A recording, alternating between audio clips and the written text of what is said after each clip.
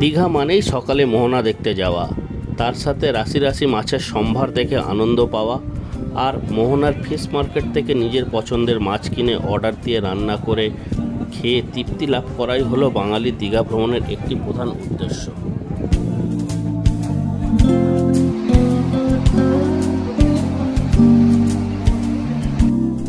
তারপর প্রিয়জনদের নিয়ে সমুদ্রে স্নান করা তো আছেই, তার সঙ্গে আরও একটি ভ্রমণের ডায়েরিতে অধ্যায় যুক্ত করতেই হয়, সেটা হলো জগন্নাথ মন্দির দর্শন। আর এখন এটা ছাড়া দীঘা ভ্রমণ অসম্পূর্ণ থেকেই যায়। তাহলে চলুন যাই দীঘা ঘুরে আসি। হাওড়া থেকে আমার সকল দর্শক বন্ধুদের জানাই গুড মর্নিং। আজ 2 অক্টোবর 2025 শনিবার, সময় সকাল 7:45। কর্মব্যস্ত জীবন থেকে সপ্তাহের শেষে 2 দিন সময় বের করে সপরিবারে দীঘা যাওয়ার জন্য বেরিয়েই পড়লাম।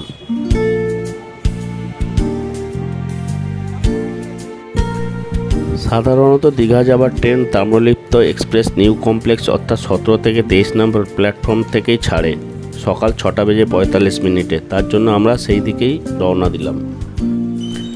আপনারা ভাবছেন তো ট্রেন চলে গেছে, কিন্তু না, আজ ভোর 3:30-র সময় মোবাইলে মেসেজ এসছে হাওড়া থেকে ট্রেন ছাড়বে সকাল 6:45-এর পরিবর্তে 8:15। আমরা এখন দাঁড়িয়ে আছি হাওড়ার 19 নম্বর প্ল্যাটফর্মে, আর আমাদের ট্রেন দিয়ে দিয়েছে 12:857 তাম্রলিপ্ত এক্সপ্রেস হাওড়া থেকে দীঘা যাওয়ার গাড়ি। এই ট্রেনটা ছাড়ার কথা সকাল 6:45। আজকে অনিবার্য কারণবশত এখন এই ট্রেনটা ছাড়বে 8:15। আমাদের কোচ নাম্বার হলো D9।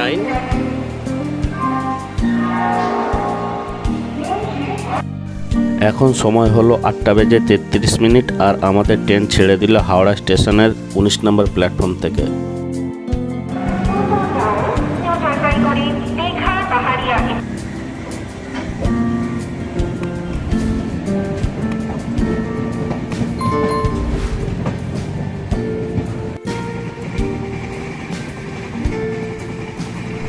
হাওড়া থেকে দীঘা 185 কিলোমিটার পথ যেতে এই ট্রেনের সময় লাগে 3 ঘন্টা 20 মিনিট, অর্থাৎ সকাল 6:45-এ ছেড়ে এই ট্রেন দীঘা পৌঁছায় সকাল 10:05।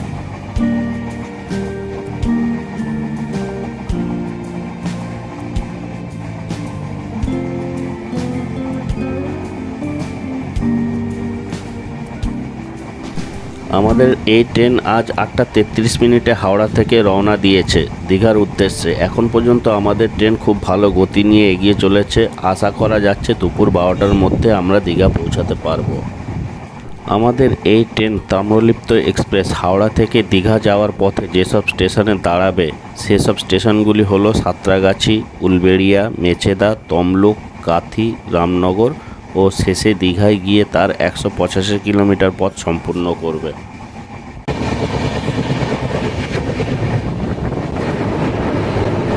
এখন আমরা পার করব কোলাঘাট রেল ব্রিজ।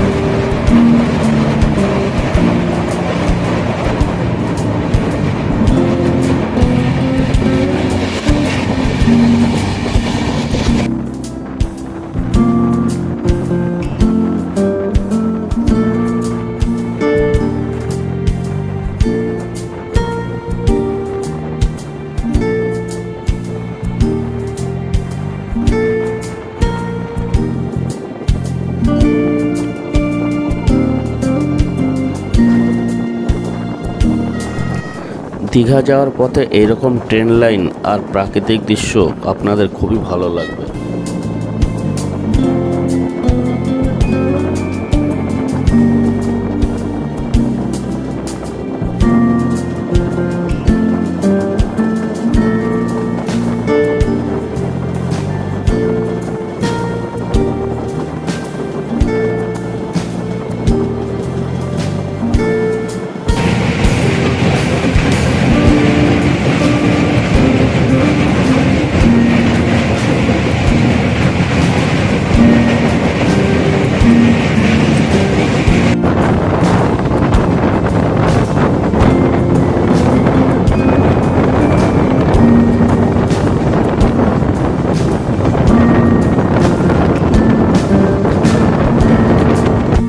মন্দির দেখা যাচ্ছে, অর্থাৎ আমরা দীঘা চলে এসেছি। এখন সময় দুপুর 12:10 আর এখন আমরা এসে পৌঁছালাম দীঘা স্টেশন। যেটা দেখার বিষয় সেটা হলো এখানে মন্দির হওয়ার পর এখানে কি কি পরিবর্তন হয়েছে। আগে থেকে আমরা কোনো হোটেল বুক করিনি, তাই সবার আগে কাজ হবে স্টেশন থেকে বেরিয়ে একটা ভালো হোটেল খোঁজা। আমরা এখন আছি হোটেল মহাসিন্ধুতে, আর আমরা এই রুমটা নিয়েছি। এই যে রুমটা, আমরা এসি সমেত এই রুমটা নিয়েছি। আমাদের ভাড়া পড়েছে 1200 টাকা। এই হলো রুমের কন্ডিশন, ফল সিলিং আছে, আর আয়না আছে বড়, টিভি আছে যেটা আমরা দেখি না।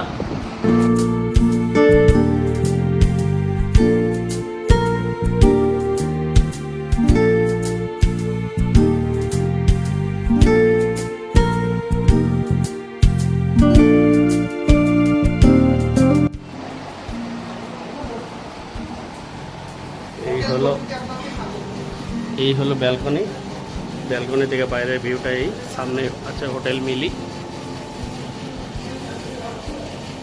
আর এই হলো হোটেল সিন্ধু।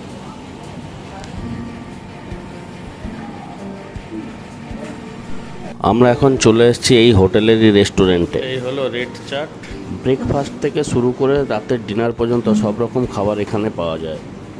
এছাড়া মাছ বা মাংস কিনে দিলে এখানে রান্না করে দেওয়ারও ব্যবস্থা আছে। আমরা নিয়েছিলাম রুই মাছের থালি, যে মাছের পিসটা ঠিক এরকম, 90 টাকা।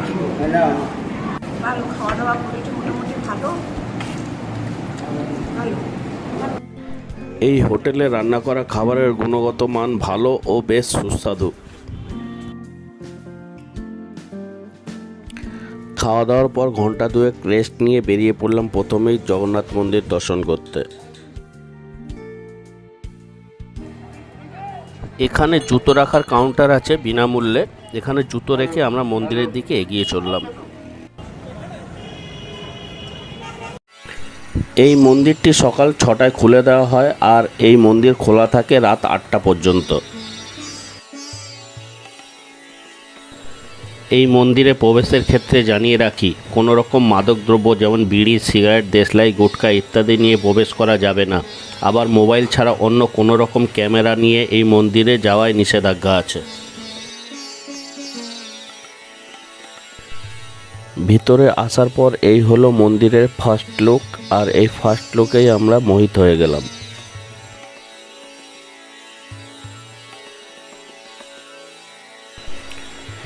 এই মন্দিরটি পুরীর প্রতীকী জগন্নাথ মন্দিরের আদলে নির্মিত হয়েছে।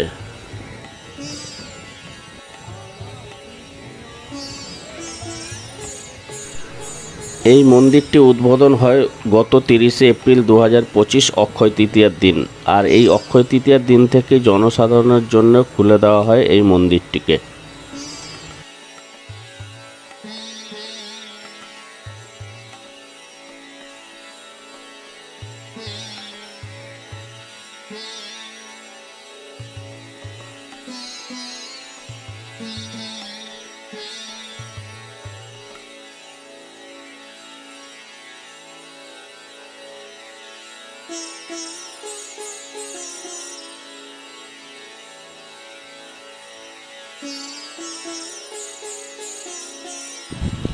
এখন প্রায় সন্ধ্যা নেমে আসছে। মন্দিরে লাইট জ্বলে উঠেছে। এই লাইটের আলোতে সেজে উঠেছে মন্দির, আরও সুন্দর লাগছে।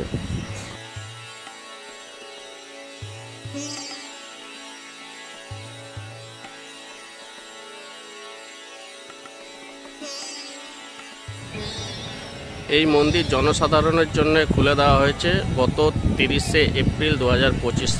এই মন্দির দেখার উৎসাহ নিয়ে প্রচুর পর্যটকের ভিড় এখন মন্দির সহ সমস্ত দীঘা জুড়ে। আপনারা যারা আমার এই ভিডিও দেখছেন তাদের উদ্দেশ্যে বলবো, এখন একবার এই দীঘা আসুন আর এই মন্দির দর্শন করুন। আশা করি ভালো লাগবে। এই গেটটাই হলো জগন্নাথ মন্দিরের প্রবেশদ্বার।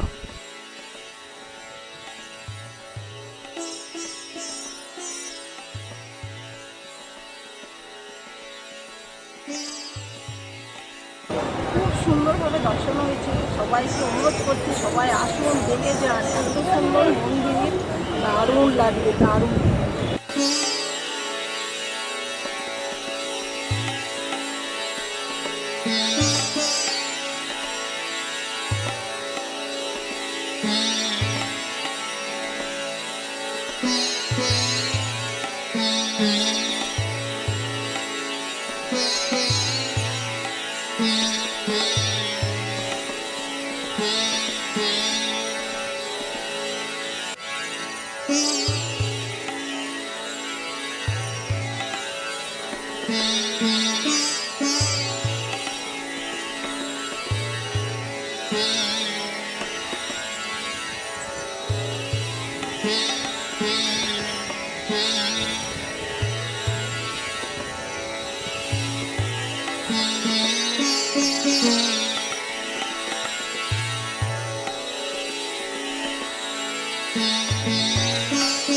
পুরীর জগন্নাথ মন্দিরের মতো এখানেও মন্দিরের চারিদিকে রয়েছে সিংহদ্বার, ব্যাঘ্রদ্বার, অশ্বদ্বার এবং হস্তিদ্বার।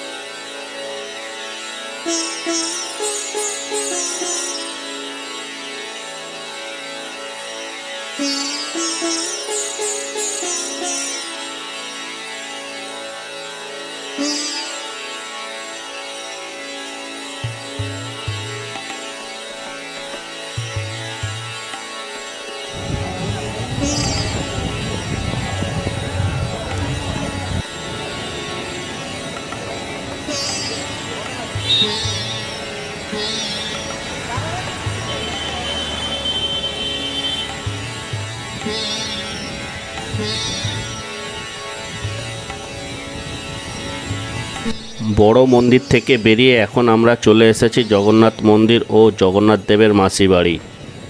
এই নতুন মন্দিরটি হলো জগন্নাথ দেবের মাসি বাড়ি। এই মন্দির নতুন জগন্নাথ মন্দির থেকে 300 থেকে 400 মিটার দূরে সমুদ্রকূলে প্রতিষ্ঠিত।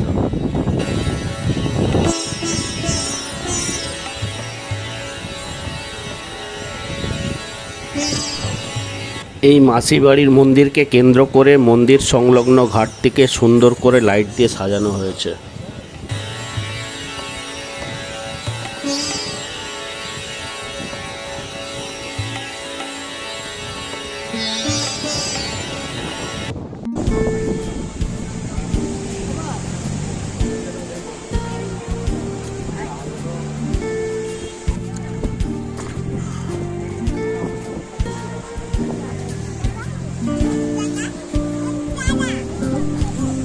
মন্দিরে বেশ খানিকক্ষণ থাকার পর এখন আমরা চলে এসেছি ওল্ড দীঘা বিচে।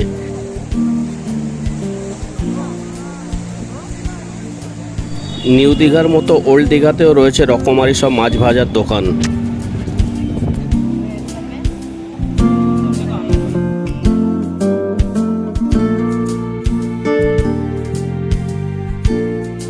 এই ওল্ড দীঘা মার্কেট থেকে কিছু কেনাকাটা করে হোটেলে ফিরলাম। হোটেলে ফিরে ডিনার করে রাত্রে ঘুমিয়ে পড়লাম। পরের দিন সকালে। সুপ্রভাত সবাইকে। আজ 3রা আগস্ট। তৈরি হয়ে সবাই মিলে একটা অটো বুক করে বেরিয়ে পড়লাম। গন্তব্য মোহনা। আর এখন আমরা যাচ্ছি সমুদ্রের গা বরাবর রাস্তা দিয়ে সমুদ্র দেখতে দেখতে মোহনার উদ্দেশ্যে। আমরা 6 জন যাচ্ছি। এই অটোতে আমাদের ভাড়া পড়েছে মোহনা যাওয়া এবং আসা নিয়ে মাথাপিছু 60 টাকা।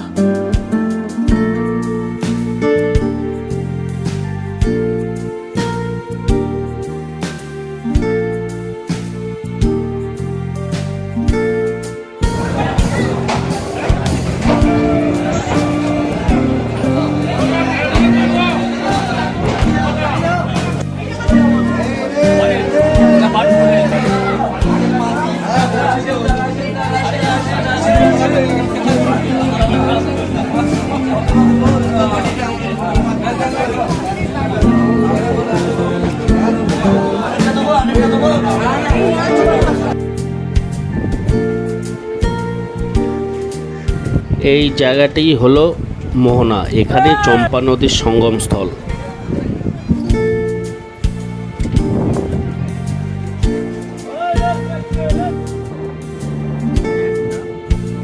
এই মোহনা বীচকে দীঘার সুন্দর এবং শান্ত বীচ বলা চলে। এখানে সকালে প্রচুর পর্যটকদের ভিড় দেখা যায়।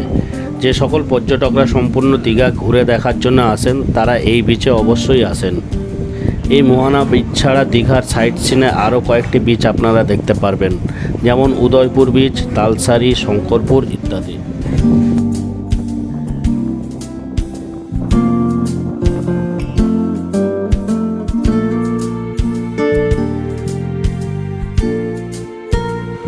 আজকে সকালের ব্রেকফাস্ট আমরা সবাই মিলে এখানেই সেরে নিলাম।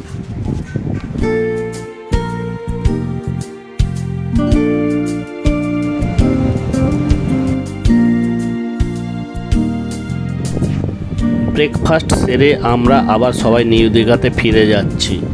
যাবার পথে দিনের বেলা জগন্নাথ মন্দির যেন আরও সুন্দর লাগছে, তাই আবারও একবার ঘুরে দেখার জন্য চলে এলাম।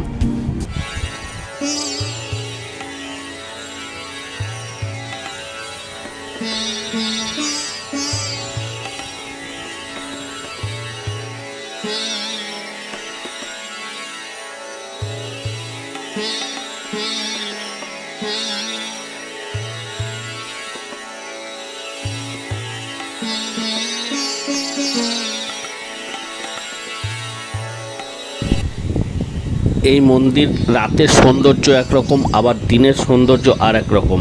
এই সম্পূর্ণ মন্দিরটি 20 একর জায়গাতে কলিঙ্গ স্থাপত্য শৈলীতে নির্মিত হয়েছে। এই মন্দিরের উচ্চতা হলো 65 মিটার বা 213 ফুট। আর এই মন্দিরের সম্পূর্ণ কাজ হয়েছে বেলে পাথর দ্বারা।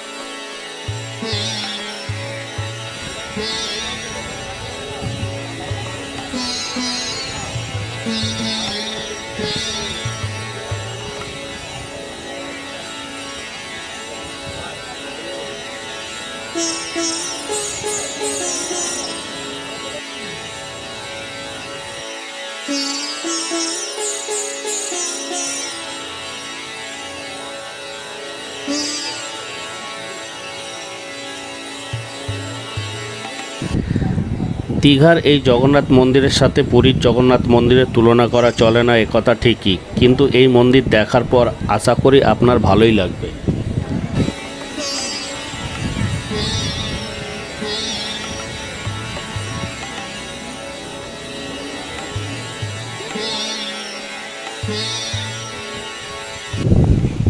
এই মন্দিরের ধ্বজাও পুরীর মন্দিরের মতো প্রতিদিনই পাল্টানো হয়।